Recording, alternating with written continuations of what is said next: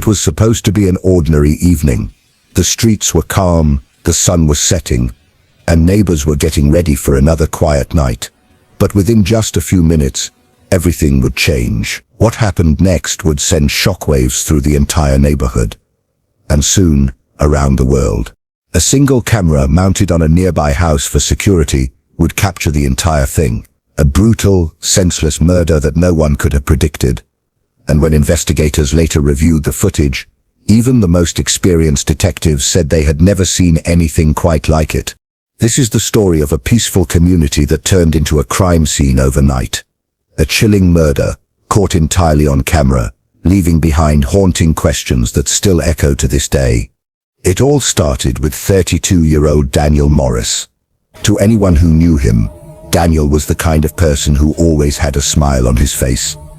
He worked as an IT technician, lived a quiet life, and had recently moved into a small suburban home just 6 months earlier. He was known to be friendly, polite, and often waved to his neighbors while walking his dog every evening.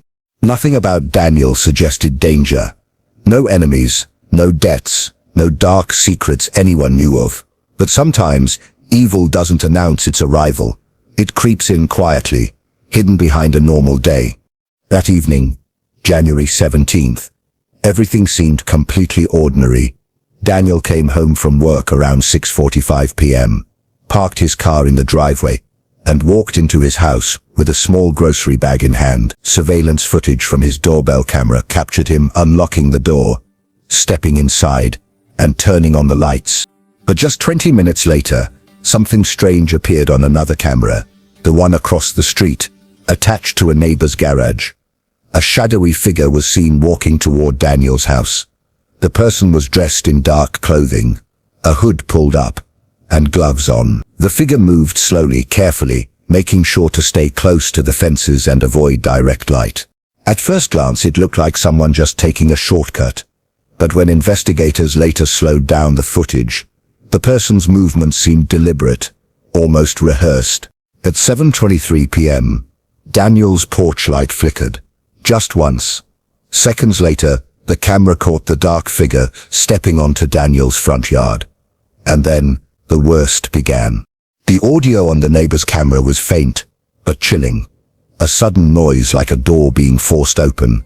A few muffled words, then a scream. It lasted barely 2 seconds before everything went silent. When police arrived later that night, after a neighbor called to report a loud argument, the house looked perfectly normal from the outside.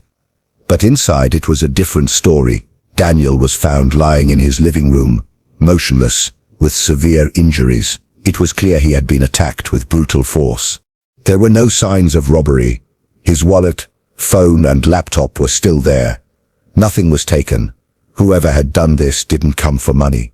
They came for him. Detectives immediately sealed the area, collecting every possible clue. They checked door handles, windows, and even the grocery bag Daniel had brought in earlier. Everything seemed untouched. Except for one thing. The back door was slightly open, as if someone had left through it in a hurry. When police reviewed the neighbor's security footage, they discovered something horrifying. The same shadowy figure who approached Daniel's home was seen running away just 5 minutes after the scream. The figure disappeared into the night, vanishing down a side street that led toward a wooded area. Now the investigation had one vital clue, but still no identity. Detectives enhanced the footage frame by frame, trying to catch even the smallest detail. The person's face was covered, but a faint reflection from a nearby car window showed a glimpse of something, maybe part of the attacker's sleeve, a distinctive patch or symbol. They couldn't be sure, but they knew one thing. This was personal. When police spoke to Daniel's co-workers, they described him as calm, quiet, and focused. No enemies, no conflicts, no strange behavior in recent weeks. But one co-worker did mention something. Daniel had been worried about someone following him. A week before his death, he told a friend that he'd noticed the same car parked near his street multiple times, often late at night. He brushed it off at first, thinking it was a coincidence, but on 2 occasions he saw the same car again, once near his office parking lot, and once outside the grocery store. He even mentioned installing new locks on his doors, just in case. Those words now carried a haunting weight. Detectives began searching through traffic cameras and public surveillance from the area, hoping to find the mysterious car. It didn't take long. At 7:10 p.m., just before the attack, a dark grey sedan was seen driving slowly past Daniel Street. Its license plate was partially obscured, but investigators managed to identify a few numbers. The car was registered to a man named Thomas Reed, a 36-year-old local resident with a history of minor offenses, mostly trespassing and harassment. Reed was questioned 2 years earlier for stalking a co-worker, but was never charged. When police went to Reed's home for questioning, he was calm, almost too calm. He denied knowing Daniel Morris and claimed he'd been at home all night. But investigators noticed something odd. There was a deep scratch on his left hand, barely healing. When asked about it, Reed said he cut himself while cooking. Detectives didn't buy it. They obtained a search warrant for his vehicle, and what they found inside changed the course of the entire investigation. Under the passenger seat was a single black glove. It looked ordinary, but forensic tests later revealed traces of Daniel's DNA on the fabric. That was enough for an arrest. But even after being confronted with evidence, Reed remained silent. No confession, no emotion, just a blank stare. The community was in shock. News spread rapidly, and the chilling detail that the entire murder had been caught on camera made it even more disturbing. People who had known Daniel couldn't understand why anyone would target him. Then, during deeper investigation, detectives uncovered the most unexpected twist of all. Reed and Daniel had in fact crossed paths before, in the most unusual way. 2 years earlier, Daniel had testified as a witness in a neighborhood vandalism case. He had provided a statement after seeing someone spray painting walls late at night. The suspect back then was none other than Thomas Reed. Although Reed was only fined and released, sources say he never forgot Daniel's name. That's when detectives realized this was an act of revenge, cold, calculated, and patient. For months Reed had followed Daniel's routine, learning his schedule, his routes, even when he took his dog for walks. The footage, the pattern, and the timing all pointed to meticulous planning. Reed didn't want money or property. He wanted payback. When police searched Reed's apartment, they found notes and maps of Daniel's neighborhood, complete with markings and times. There was even a list titled, "When He's Alone." It was chilling proof that the attack wasn't random. It was premeditated down to the last detail. But one question still haunted investigators. Why did Reed choose to commit the murder while knowing cameras were everywhere? Why not wait for a moment without surveillance? Forensic psychologist Dr. Hall, who later analyzed the case, said something striking. Some killers want to be unseen. Others want to be remembered. The camera doesn't scare them. It gives them power. They know they'll be watched, and that's exactly what they want. And in this case, that theory made perfect sense. Reed didn't just want revenge. He wanted Daniel's final moments to be recorded forever. A dark and twisted way of proving he'd won. When the footage was finally played in court, the room fell silent. Even though the video was grainy, the brutality was undeniable. The courtroom was packed. Reporters, family members, and curious locals filled every seat. Everyone wanted to see the man accused of the shocking murder that had stunned their community. Thomas Reed walked in, dressed neatly, emotionless, eyes fixed straight ahead. He didn't glance once at the people watching him, not even at Daniel's grieving parents sitting in the front row. The prosecution wasted no time. They presented the footage from the security cameras, the same video that had haunted detectives for months. As the lights dimmed and the clip began to play, silence filled the courtroom. The grainy image showed Daniel entering his home. Minutes later, the hooded figure appeared, calm, calculated, moving with eerie precision. Then came the flicker of the porch light, the forced door, and the brief sound that ended everything. Even though the attack itself wasn't fully visible, the brutality was clear in every frame. Every person watching knew exactly what they were seeing. The moment an innocent life was taken. Daniel's mother quietly broke down. As the video ended, the jury sat frozen. It was hard to believe that something so evil had happened in such an ordinary neighborhood. Prosecutors then presented the glove, the DNA evidence, and the notes found in Reed's apartment. Piece by piece, they built a story of obsession, anger, and revenge. A man who had been humiliated years earlier and couldn't let go. The defense, on the other hand, claimed Reed was being framed, that the glove was planted, that the footage wasn't clear enough to identify him, but the facts spoke louder than excuses. Reed's car matched the description, his location data placed him near the scene, and the scratch on his hand matched defensive injuries seen on Daniel. The trial lasted 6 weeks. Each day revealed more about Reed's twisted behavior, his fascination with surveillance cameras, his history of stalking, and his disturbing online posts about justice and payback. He saw himself as someone who had been wronged by society, and Daniel, the man who once spoke against him, became his target of hate. When the final verdict came, it was swift and unanimous. Guilty of first-degree murder. The judge's words were cold and firm. You planned this act for months. You watched. You waited. And you took a man's life for no reason other than your own bitterness. You will spend the rest of your life behind bars.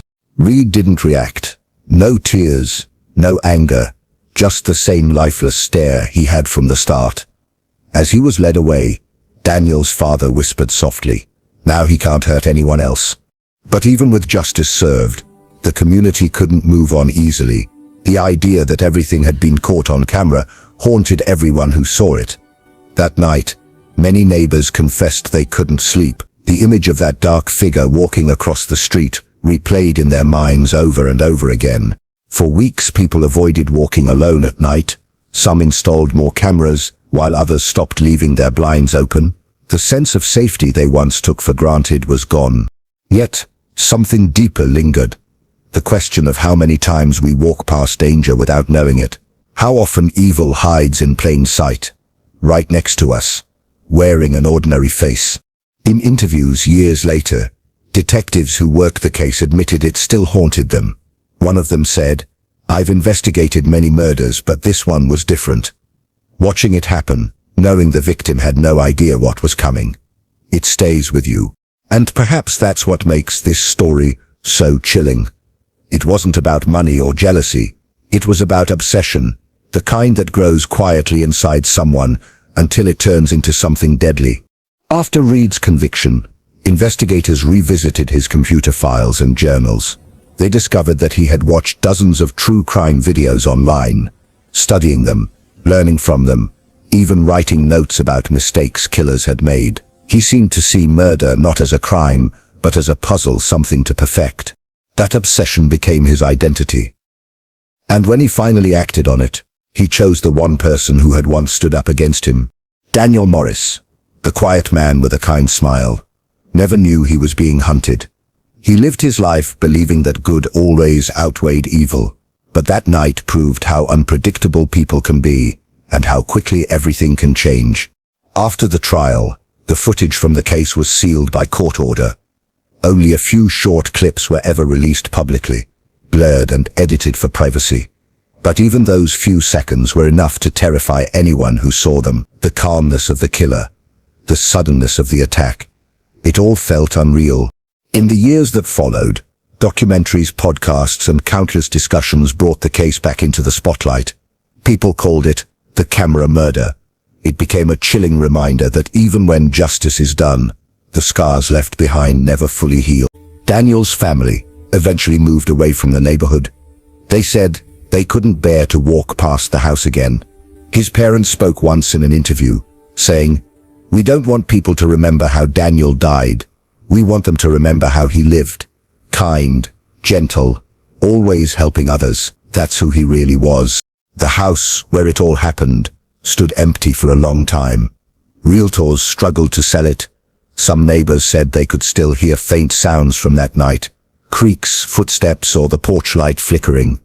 Whether it was real or just the memory of trauma, no one knew for sure. Eventually, a new family moved in. They changed everything. New paint, new floors, even new doors. But one thing remained, the small security camera mounted across the street. The same camera that had caught the murder. The owner decided never to take it down. "Let it stay," he said. "Maybe it'll save someone else one day." And maybe that's the strangest part of all. How something meant for protection ended up capturing pure horror.